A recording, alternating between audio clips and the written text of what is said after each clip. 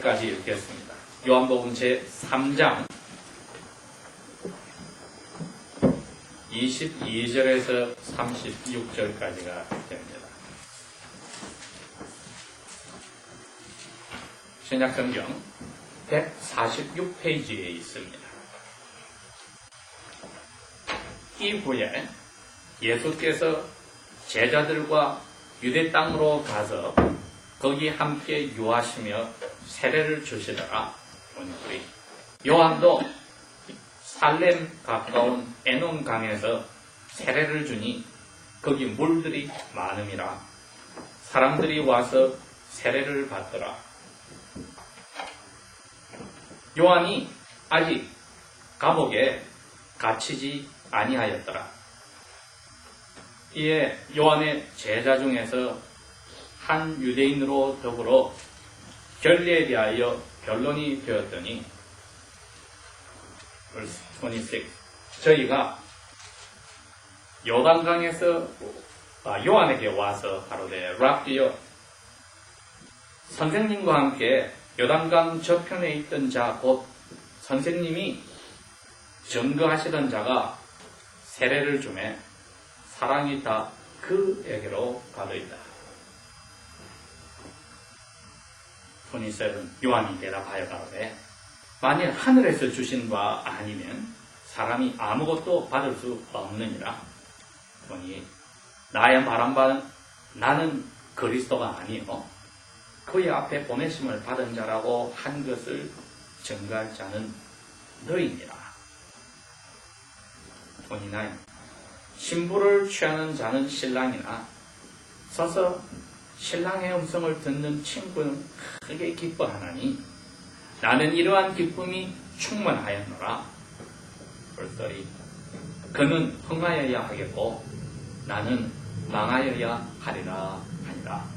31 위로부터 오시는 이는 만물 위에 계시고 땅에서 난 사람은 땅에 속하여 땅에 속한 것을 말하느니라. 하늘로서 오시는 이는 만물 위에 계시나니 32 그가 그 보고 들은 것을 증거하려 그의 증거를 받은 이가 없도다. 33 그의 증거를 받는 이는 하나님을 참되시다 하여 인쳤느니라. 34 하나님의 보내신 이는 하나님의 말씀을 이는 하나님이 성령을 한량없이 주심이니라. 35 아버지께서 아들을 사랑하사 만물을 다 그 손에 주셨으니 36 아들을 믿는 자는 영생이 있고 아들을 손종치 아니하는 자는 영생을 보지도 못하고 도리어 하나님의 진노가 그 위에 머물러 있느니라. 아멘. 네. 여기에 벌써 30에 세례 요한이 자기 입으로 그렇게 이야기합니다. 예수님은 점점 커지고 흥하여야 하겠고 예수님에 대해서 소개하는 나는 점점 작아지고 망하여야 되겠다. 그리고 나를 따르는 나의 제자들아 너희들이 나는 그런 사람밖에 되지 않는 것을 이야기해야 한다고 했습니다. 이제 5월, 6월, 7월, 8월 되면은 미국 전역에 젊은 사람들이 결혼식이 많이 있게 됩니다. 결혼식에 뭐라고 해도 끝나고 나서 두고두고 기억이 남는 하이라이트는 사진으로 이제 결혼식에 온 사람들 신랑 신부를 중심으로 사진을 찍는 게 되는데 그 신부 옆에 신랑 대신이 신랑 친구가 서 있다. 그러면 그 결혼식 사진이 되겠습니까? 유작 의원님? 안 되지요? 예. 신랑 옆에 신부가 서 있어야 되는데 신랑이 빠지고 신랑을 소개하던 친구가 신부 옆에 서서 결혼식 증명사진을 찍었다. 그건 말이 안 되죠. 여기에 우리가 교회가 예수님의 신부와 같습니다. 우리는 신랑 친구인 세례 요한이 신랑인 예수님이 어떤 분이라고 소개를 해주는데 우리가 세례 요한 보고 당신하고 우리하고 사진 찍읍시다. 예수님은 비껴나시오 하면 말이 안 되죠. 이게 저희들이 오늘 이 말씀을 읽으면서 생각해야 되는 부분입니다. 하나님 아버지가 나에 대해서 무엇을 원하시는가? 이걸 한번 생각합시다. 제목으로 나와서 하나님 아버지께서 나에게서 무엇을 원하시는가? 여기서 나란 것은 하나님의 자녀들 그리스도인들입니다. 세례 요한이 예수님의 한 6촌쯤 되는 친척 6개월 먼저 태어난 형님으로서 태어나기 전부터 자기는 어떤 사람이 되어야 될지를 하나님에게서 자기 부모님이 들었습니다. 이 아이는 앞으로 올 하나님의 사람으로 올 그분을 앞길을 잘 닦아줘야 될 사람이다. 그래서 그분이 와서 하나님이 이제 사람들의 죄를 용서해 주겠다 하고 말할 때 다 사람들의 마음이 길이 잘 닦여진 것처럼 그 하나님 아들의 말씀을 들을 준비를 이 아이는 해야 한다. 과연 이 애가 태어나서 어른이 될 때까지 한 가지 생각밖에 없었다는 것. 그것은 나는 왜 이 세상에 태어났는가? 나는 잘 먹고 잘 살고 가정 꾸리고 또 자손들 많이 태어나서 잘 된 거 그런 게 아니고 내 뒤에 올 내 친척이지만은 나의 동생이지만은 예수님이 하나님이 보낸 하나님의 아들이라는 것을 사람들에게 이야기해주고 예수님이 오면은 그분 앞에 와서 내 죄를 용서해 주십시오 하고 사람들이 다 거꾸러지게 하는 그 일을 나는 하러 왔다. 그 마음에 가지고 자기 삶을 살았습니다. 끝까지 사람들에게 당신들은 이 죄를 가지고는 살 수 없으니 이 죄를 예수 앞에 털어내놓고 용서받고 살아야 됩니다. 이 말을 전하고 살았습니다. 아니나 다를까 하나님은 이분에게 사람들을 많이 보냈습니다. 사람들이 가서 묻습니다. 우리는 어떻게 해야 됩니까? 죄를 고백하고 하나님 앞에 돌아서시오. 그리고 그 죄를 더 이상 짓지 마시오. 그래서 사람들이 너나 할 것 없이 와서 이분 앞에 와서 세례를 받았는데 하나님은 이분의 마음속에 넣어준 건 다른 거 없습니다. 그는 너가 무엇이 아니야. 사람들이 너한테 와서 죄를 고백하고 너가 세례를 주니까 우쭐해하지 마. 너희 제자들도 너 때문에 지금 우쭐하는데 이건 아니야. 너는 누군지를 알아야 돼. 너에게 내가 맡긴 일은 내 아들 예수가 나타났을 때 그 예수님이 올라가게 하고 너는 사라져야 하는 거야. 이분이 그거를 가지고 있는 겁니다. 왜? 하나님에게 지시를 받았습니다. 그래서 이분이 제자들을 선생님이 인기가 많았다가 선생님에게 세례받았던 저 예수라는 사람도 세례를 주니까 사람들이 끌려가는데요 하고 마음에 걱정할 때 내가 누군지를 알아야 돼. 나는 별거 아니야. 예수님 신발끈 매는 것도 나는 자신이 없는 사람이야. 하고 자기 자신을 하나님이 왜 이 세상에 태어나고 살게 하는지를 정확하게 아는 것으로 삶을 마쳤습니다. 러더니 하번이라는 분이 소설을 하나 썼는데 우리 한국에서 어릴 때는 책에 큰바위 얼굴이라고 나와 있습니다. 그 내용은 다른 게 아닙니다. 조그만 시골에 사는 이 어린애가 어네스트라는 이 어린애가 그 말에 내려오는 전설이 하나 있는데 말이 있고 있는 큰 산의 바위 위에 사람 모습의 바위가 있는데 그걸 볼 때마다 이 마을에 저 모습을 닮은 아주 인격적으로 멋지고 훌륭한 분이 올 거다. 아니나 다를까 그 마을 출신으로 부자가 된 사람도 마을을 방문하고 훌륭한 정치가도 마을을 방문하고 와서 다 마을 사람들에게 칭찬을 듣고 이야기를 하는데 이 어리면서 자라고 있는 어네스트의 그 눈에 귀에는 어른들은 다 그 훌륭한 사람을 칭찬하는데 자기 눈에는 아니야, 저 사람은 저 바위에 닮은 사람이 아니야 하고 자기 마음에 정리를 했습니다. 커네티컷주에 뉴햄프셔주에 그 바위가 있습니다. 빅페이스. 그런데 얼마 전에 벼락을 맞아서 그게 무너졌습니다. 근데 여러분 25센트짜리 동전에 보면은 다 그 나라 또 미국 50개 주를 기념하는 동전들이 만들어졌는데 뉴햄프셔 주에서 만든 동전에는 빅페이스 그게 들어있어요. 지금은 이제 벼락을 맞아서 없어져 버렸죠.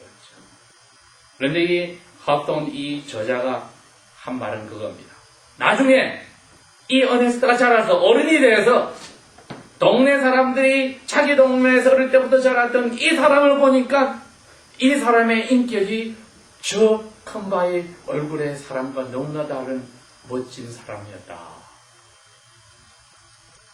크리스찬으로서 저희들이 오늘 세례 요한을 생각할 때에 하나님이 나에게서 무엇을 원하시나 할 때는 내가 그리스도인이라고 하는 그 이름을 생각해 봐야 됩니다. Christ in a man. 줄여서 크리스찬입니다.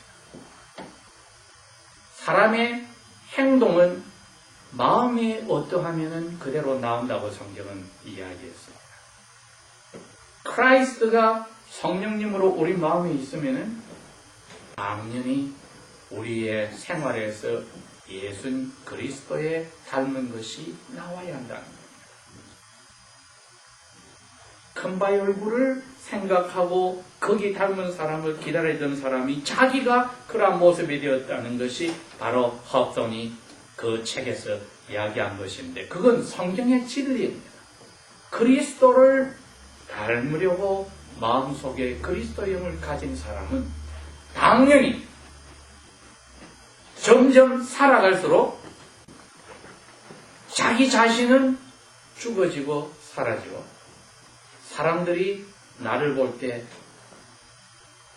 저 사람이 믿는 예수라고 하는 신은 얼마나 멋진 사람일까 하고 예수 그리스도를 점점 생각하게 바뀌어야 된다는 겁니다. 근데 우리는 어떻게 합니까? 사람들이 우리에 대해서 신경 써주고 존경하고 우리가 성실하고 사랑이 많고 남을 잘 도와주고 할 때마다 저 사람 좋은 사람이야 할 때는 이건 위험한 겁니다. 우리가 큰 미끄러운 유혹의 미끄러운 틀 위에 서 있는 것과 같습니다.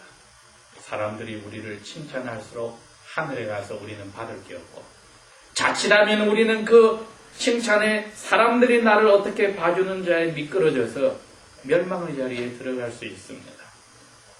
세례 요한의 제자가 예수님과 자기 선생님이 비교돼서 자기들이 뒤로 밀려날 때에 억울해하고 선생님에게 가서 이래서는 안 된다고 했을 때 세례 요한은 자기 자신은 왜 이 세상에 태어나서 이렇게 사는지를 알고 나는 예수님 신발 묶어주고 풀어줄 자격도 안 되는 사람이니 나 때문에 예수님이 점점 사람들에게 알려져서 사람들이 하나님 아버지의 말씀에 따라 예수님에게 와서 죄 용서를 받는다면 나는 할 일을 다 한 거야.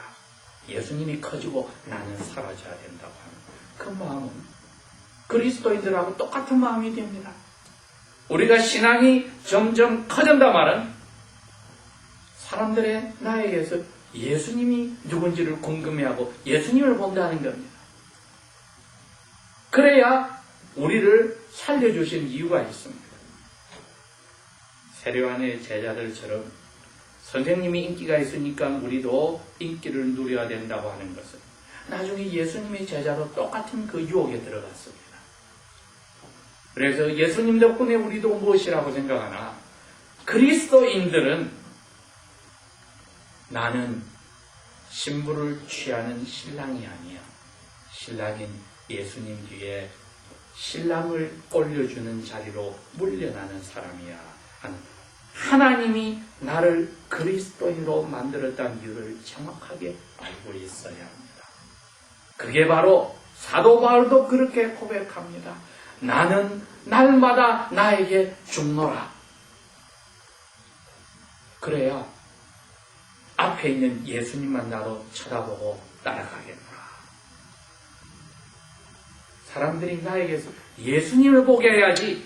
예수 덕분에 사람들이 나에게 초점을 두게 해서 내가 사람들의 눈에 드러나게 되고 인정받게 되는 것은 마귀가 예수님을 유혹하는 똑같은 방법이었습니다. 나에게 예배하면 이 세상의 것을 다 주겠다. 우리가 그 자리에 들어갈 수 있겠습니까?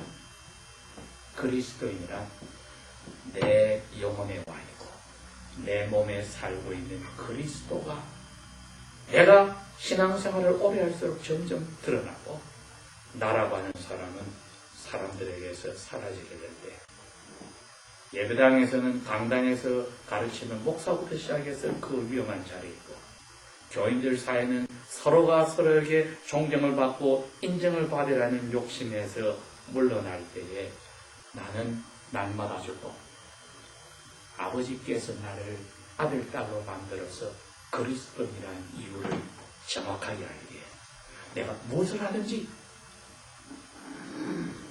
예수님이 날 통해서 드러나게 할 수가 있습니다. 성령님께서 저희들에게 그 용기와 겸손을 주셔서 누구의 영광을 위해서 사는지 우리 마음을 오늘 점검하게 하길 바랍니다. 기도하겠습니다.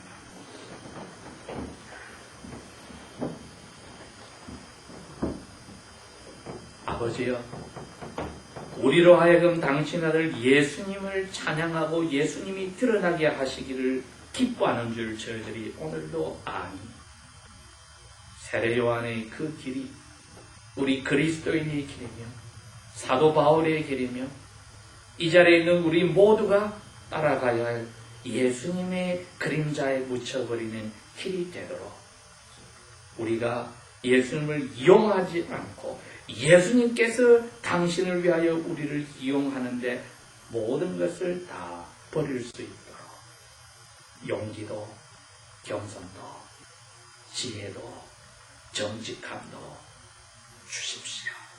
예수님 이름으로 감사 기도합니다. 아멘.